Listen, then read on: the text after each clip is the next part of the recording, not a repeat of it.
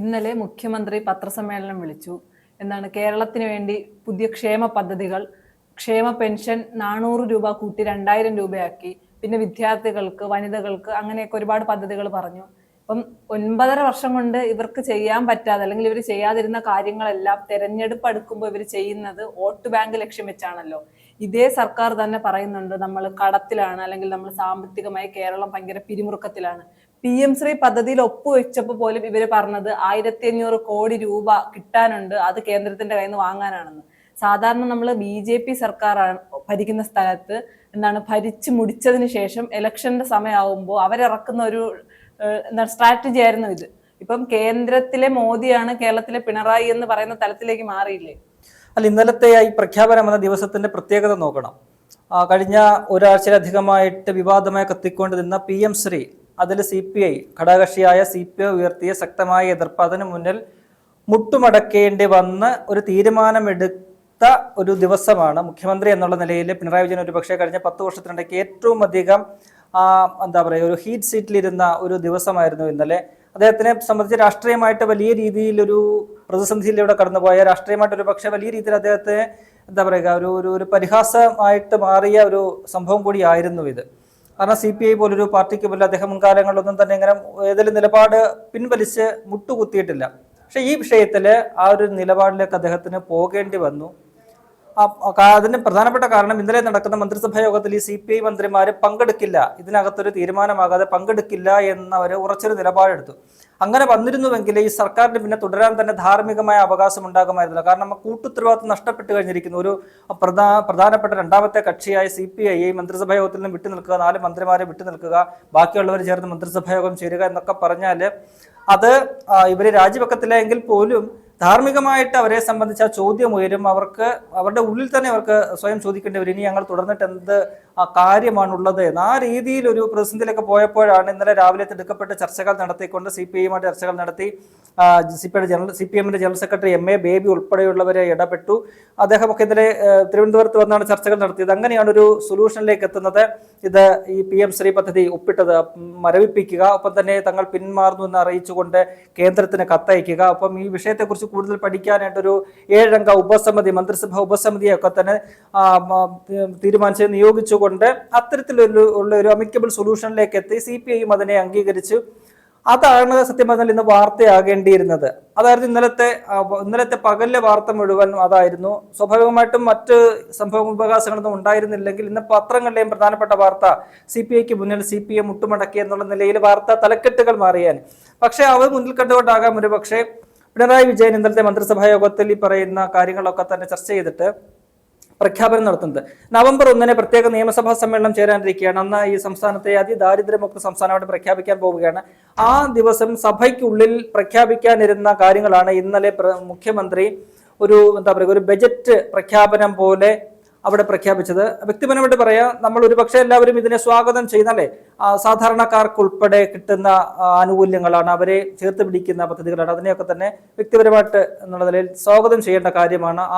സാധാരണക്കാർക്ക് ആർക്കാണെങ്കിലും ഒരു സർക്കാരിൽ നിന്നും ഒരു ആനുകൂല്യം കിട്ടുന്നത് വലിയ നല്ല കാര്യം തന്നെയാണ്.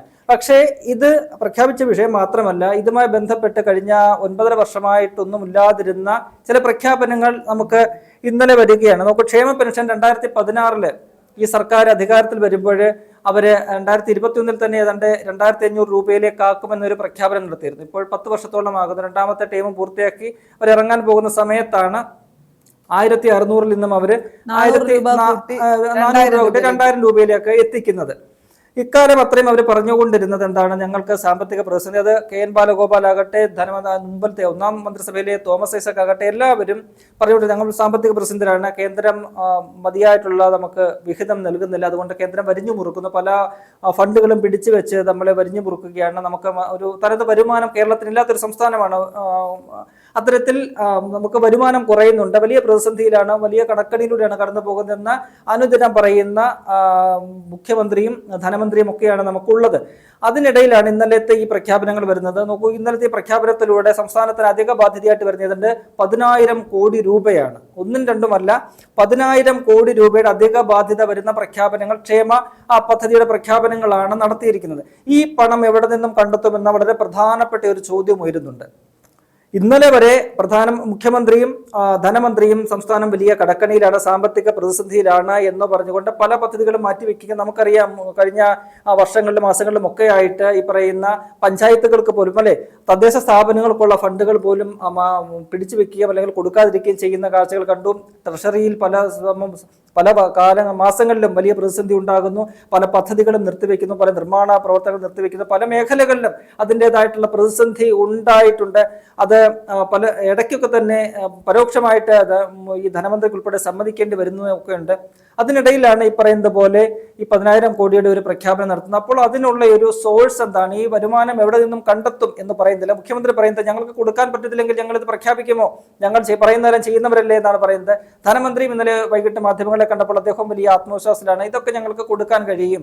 അപ്പോൾ എവിടെ നിന്ന് കൊടുക്കാൻ കഴിയും എന്നൊരു ചോദ്യം വരുന്നുണ്ട്. നോക്കൂ, ഈ PM ശ്രീ പദ്ധതി കഴിഞ്ഞ 16-ാം തീയതി ഇവർ ഒപ്പിട്ട് അതിന് ന്യായമായിട്ട് പറഞ്ഞത് അത് 1,500 കോടി രൂപ, 1,500 പോലും ഇല്ല, 500 ഇല്ല, 1,100 അതുകൊണ്ട് സംതിങ്ങേ ഉള്ളൂ. അത് ആ തുക കിട്ടാൻ വേണ്ടിയിട്ടാണ് എന്നാണ് ഇത് ഒപ്പിട്ട് കഴിഞ്ഞപ്പോൾ ഇത്രയും എതിർക്കപ്പെട്ട് അവർ തന്നെ എതിർത്ത ഒരു പദ്ധതി ഒപ്പിടാൻ വേണ്ടിയുള്ള ഒരു കാരണമായിട്ട് അവർ ചൂണ്ടിക്കാട്ടിയത് വലിയ സാമ്പത്തിക പ്രതിസന്ധിയിലാണ്, ആ പണം ഇങ്ങോട്ട് കിട്ടാൻ വേണ്ടിയിട്ടാണ്, സമഗ്ര ശിക്ഷാ അഭിയാന്റെ പണമാണ് പിടിച്ചു വെച്ചിരിക്കുന്നത്, അത് കിട്ടാൻ വേണ്ടിയിട്ടാണ് എന്ന് പറഞ്ഞ ഒരു സർക്കാരാണ് പൊടുന്നനെ 10,000 കോടി രൂപ അധിക ബാധ്യത വരുന്ന പ്രഖ്യാപനങ്ങൾ നടത്തുന്നത്.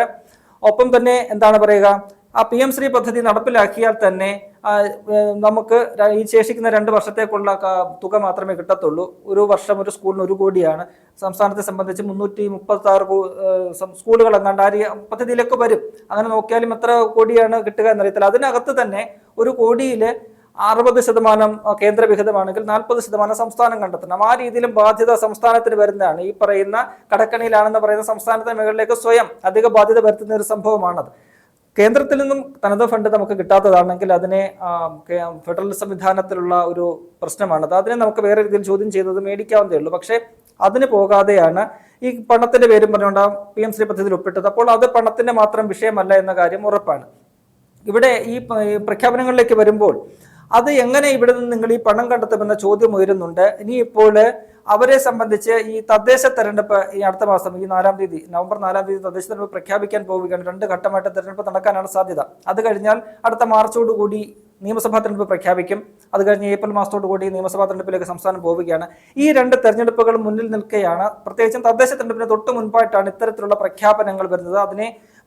അതിനെയൊക്കെ സ്വാഗതം ചെയ്തുകൊണ്ട് തന്നെയാണ് പറയുന്നത്. പക്ഷെ എങ്ങനെ ഈ സാമ്പത്തിക പ്രതിസന്ധി പൊടുന്നനെ സംസ്ഥാനത്തിന് മാറി എന്ന ചോദ്യം ഉയരുന്നുണ്ട്. കാരണം കഴിഞ്ഞ ദിവസം വരെ സാമ്പത്തിക പ്രതിസന്ധി പറഞ്ഞിട്ട് ഇപ്പോൾ 10,000 കോടിയുടെ പ്രഖ്യാപനം ഒറ്റയടിക്ക് നടത്തുമ്പോൾ നിങ്ങൾക്ക് കഴിഞ്ഞ ഈ 2ാം പിണറായി സർക്കാരിന്റെ കാലം എടുത്താൽ തന്നെ കഴിഞ്ഞ 4.5 വർഷം നിങ്ങൾക്ക് നടപ്പിലാക്കാൻ പറ്റാതിരുന്ന സാമ്പത്തിക പ്രതിസന്ധി പറഞ്ഞ് നിങ്ങൾ മാറ്റിവെച്ചിരുന്ന അവഗണിച്ചിരുന്ന കാര്യങ്ങളൊക്കെ തന്നെ നിങ്ങൾ ഇപ്പോൾ പ്രഖ്യാപിക്കുമ്പോൾ അതിന് പിന്നിൽ ഈ തെരഞ്ഞെടുപ്പ് അല്ലെങ്കിൽ മറ്റെന്താണ് എന്ന ചോദ്യം വരുന്നുണ്ട്. തെരഞ്ഞെടുപ്പ് അല്ലെങ്കിൽ ഇവർ പറയണം എന്തുകൊണ്ട് കഴിഞ്ഞ 4.5 വർഷം ഞങ്ങൾ ചെയ്തില്ല. ഈ 4.5 വർഷത്തെ സാമ്പത്തിക പ്രതിസന്ധി പറഞ്ഞത് പെട്ടെന്ന് ഒറ്റ ദിവസം കൊണ്ട് ഇന്നലെ വൈകിട്ടോടുകൂടി മാറിയ സംഭവം എന്നല്ലോ, വലിയ മാജിക്കൊന്നും നടന്നിട്ടില്ല, നമ്മൾ അങ്ങനെ അറിഞ്ഞതുമില്ല. സംസ്ഥാനത്തിന് സാമ്പത്തിക പ്രതിസന്ധി എല്ലാം മാറി ഖജനാവ് നിറഞ്ഞ് കവിഞ്ഞിരിക്കുന്നു എന്നുള്ള വാർത്ത നമ്മൾ എവിടെയും കണ്ടതുമില്ല. അപ്പോഴെന്തുകൊണ്ട് ഇവർ ഈ പ്രഖ്യാപനം നടത്തിയെന്ന് ചോദിച്ചാൽ അതിന് പ്രധാനപ്പെട്ട ഉത്തരം ഇന്നലെ രമേശ് ചെന്നിത്തല പറഞ്ഞതുപോലെ ഇതൊരു തെരഞ്ഞെടുപ്പ് സ്റ്റണ്ടാണ്. തെരഞ്ഞെടുപ്പിന് മുന്നിൽ കണ്ടുകൊണ്ടുള്ള പ്രഖ്യാപനങ്ങൾ മാത്രമാണ്. നമുക്കറിയാം കഴിഞ്ഞ കാലങ്ങളിലൊക്കെ തന്നെ ഈ കിറ്റും ഒക്കെ കൊടുത്തുകൊണ്ട് വോട്ടർമാരെ അത്രയും നാൾ അവർക്ക് ജനവിരുദ്ധമായിട്ടുള്ള ഭരണം നടത്തി അഴിമതി നിറഞ്ഞ കെടുകാര്യസ്ഥ നിറഞ്ഞ ഭരണം നടത്തി മുന്നോട്ട് പോയിട്ട് എന്തെങ്കിലുമൊക്കെ കിറ്റുകൾ കൊടുത്തൊക്കെ തന്നെ വോട്ടർമാരെ സ്വാധീനിക്കുന്ന ഒരു രാഷ്ട്രീയം, കിറ്റ് രാഷ്ട്രീയമാണ് കഴിഞ്ഞ LDF സർക്കാർ കഴിഞ്ഞ കാലങ്ങളിലൊക്കെ തന്നെ പയറ്റിക്കൊണ്ടിരുന്നത്. അതിന് സമാനമായ രീതിയിൽ ഒരു പ്രഖ്യാപനം എന്താ പറയുക എല്ലാ തരത്തിലുമുള്ള എല്ലാ മേഖലകളിലും ഉൾക്കൊള്ളിച്ചുകൊണ്ടുള്ള പ്രഖ്യാപനങ്ങൾ നടത്തി ഒരു പത്രസമ്മേളനമാണ് ഇന്നലെ കണ്ടത്. അത് ഈ പറയുന്ന പോലെ തന്നെ തെരഞ്ഞെടുപ്പ് മുന്നിൽ കണ്ടതിന് മാത്രമാണ് നമുക്ക് വിലയിരുത്തേണ്ടി വരും. അല്ലെങ്കിൽ അവർ എന്തുകൊണ്ട് കഴിഞ്ഞ 4 വർഷം നടത്തിയില്ല എന്നുള്ളൊരു ചോദ്യം വരുന്നുണ്ട്. ഇനിയിപ്പോൾ നിയമസഭാ തെരഞ്ഞെടുപ്പിന് മുന്നോടിയായിട്ടും കൂടുതൽ പ്രഖ്യാപനങ്ങൾ വരാനുള്ള സാധ്യത നമുക്ക് തള്ളിക്കളയാനാകില്ല. അതെന്തായാലും ഇന്നലെ ചെന്നിത്തലയും ഒപ്പം തന്നെ ഇന്ന് ഈ പറയുന്ന നമ്മുടെ പ്രതിപക്ഷ VD സതീശനും പറഞ്ഞതുപോലെ ഇതൊക്കെ തന്നെ അടുത്ത വരുന്ന സർക്കാരിന്റെ ചുമലിലേക്ക് ഇതിന്റെ ബാധ്യതകൾ വെച്ചു കൊടുത്തുകൊണ്ട് ഇറങ്ങുക എന്നുള്ളതാണ്. ഇനിയിപ്പോൾ ഈ പറയുന്ന ഇവർക്ക് ഈ പറയുന്ന ക്ഷേമ പെൻഷനൊക്കെ തന്നെ അവർ ഭരിക്കാനുള്ള ഇനി അവശേഷിക്കുന്ന 3-4 മാസം കൂടിയാണ് കൊടുക്കേണ്ടി വരിക. അത് കഴിഞ്ഞാൽ അതിപ്പോൾ 1-2 മാസം കുടിശ്ശിക വന്നാലും ആർക്കും ഒന്നും ചോദിക്കാൻ പറ്റില്ലല്ലോ, പ്രഖ്യാപിച്ചു കഴിഞ്ഞിട്ടില്ല. ഇപ്പോൾ കുടിശ്ശിക വന്നാൽ ആർക്കും ചോദിക്കാനോ അല്ലെങ്കിൽ കുടിശ്ശികയുണ്ട്, ഒരു കുടിശ്ശികയുണ്ട് അതിനകത്ത്. അപ്പോഴ് അതിനകത്ത് നമുക്ക് കാണാൻ പറ്റുന്നത് തികച്ചും ഒരു രാഷ്ട്രീയമാണ്, തെരഞ്ഞെടുപ്പിന്റെ ഒരു രാഷ്ട്രീയമാണ് ഈ പ്രഖ്യാപനങ്ങൾ നമുക്ക് കാണാൻ കഴിയുന്നത്. അവർക്ക് കൊടുക്കാൻ കഴിഞ്ഞാൽ അത് നല്ല കാര്യമാണ്. പക്ഷേ നിലവിലെ അവരുടെ സാഹചര്യം അല്ലെങ്കിൽ സാമ്പത്തിക സ്ഥിതി വെച്ച് നോക്കുമ്പോൾ അത് എങ്ങനെ സാധ്യമാകുമെന്ന ചോദ്യം അവശേഷിക്കുന്നുണ്ട്.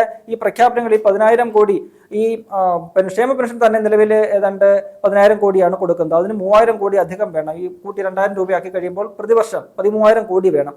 അപ്പോൾ അത് എവിടെ നിന്നാണ് കണ്ടെത്തുക? എങ്ങനെയാണ് അതിന്റെ സോഴ്സ് ഓഫ് ഇൻകം എന്താണ് എന്ന് പറയാനായിട്ട് അത് മുഖ്യമന്ത്രി വ്യക്തമാക്കണമായിരുന്നു ഇന്നലെ. അത് വ്യക്തമാക്കണമായിരുന്നു. അതിനെക്കുറിച്ച് ഒന്നും പറയുന്നില്ല. മറിച്ച് ഞങ്ങൾ പ്രഖ്യാപിച്ചു കഴിഞ്ഞാൽ ഞങ്ങൾ കൊടുക്കില്ലേ എന്നാണ് ചോദിക്കുന്നവർ. 2016 കയറിയപ്പോൾ പ്രഖ്യാപിച്ചതാണ് 2,500 രൂപയാക്കുമെന്നുള്ളത്. പക്ഷേ അത് ഇപ്പോഴാണ് അവർക്ക് അതിലേക്ക് എത്താൻ കഴിയുന്നത്. ഇനിയും അത് എത്താൻ സാധിച്ചിട്ടില്ല. ഇനി 500 രൂപ കൂടി വേണം 2,500 ആക്കണമെങ്കിൽ. 10 വർഷമായി. അതിനിപ്പോൾ നിയമസഭാ തെരഞ്ഞെടുപ്പിന് പ്രഖ്യാപിച്ചിട്ട് ഇറങ്ങി പോകാനുള്ള ഒരു നീക്കമാണ് എന്ന് അറിയില്ല. എന്തായാലും ഇനിയിപ്പോൾ ഈ സംഭവങ്ങളൊക്കെ തന്നെ വരിക, ഈ ബാധ്യതകളൊക്കെ തന്നെ വരിക അടുത്ത സർക്കാരിന് മുകളിലേക്കാണ്.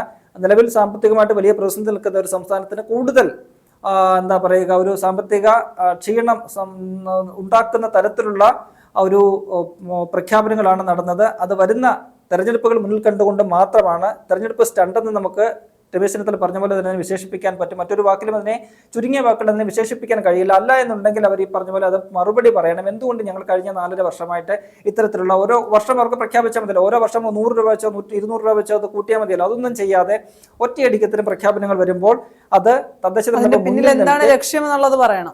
സോഴ്സ് എവിടെയാണെന്ന് പറയണം, എന്റെ ലക്ഷ്യങ്ങൾ പറയണം. അതൊന്നും പറയുന്നില്ല അവര്. ഇത് പറയുന്നത് ഞങ്ങൾ ഇത് നടപ്പിലാക്കുമെന്നുള്ളത് നമുക്ക് കാത്തിരുന്ന് കാണാം. എന്തായാലും നമുക്ക് ഇതിനകത്ത് രാഷ്ട്രീയമായിട്ട് പറയാൻ കഴിയുക അതൊരു തെരഞ്ഞെടുപ്പ് മുന്നിൽ കണ്ടുകൊണ്ടുള്ള പ്രഖ്യാപനം മാത്രമാണ്.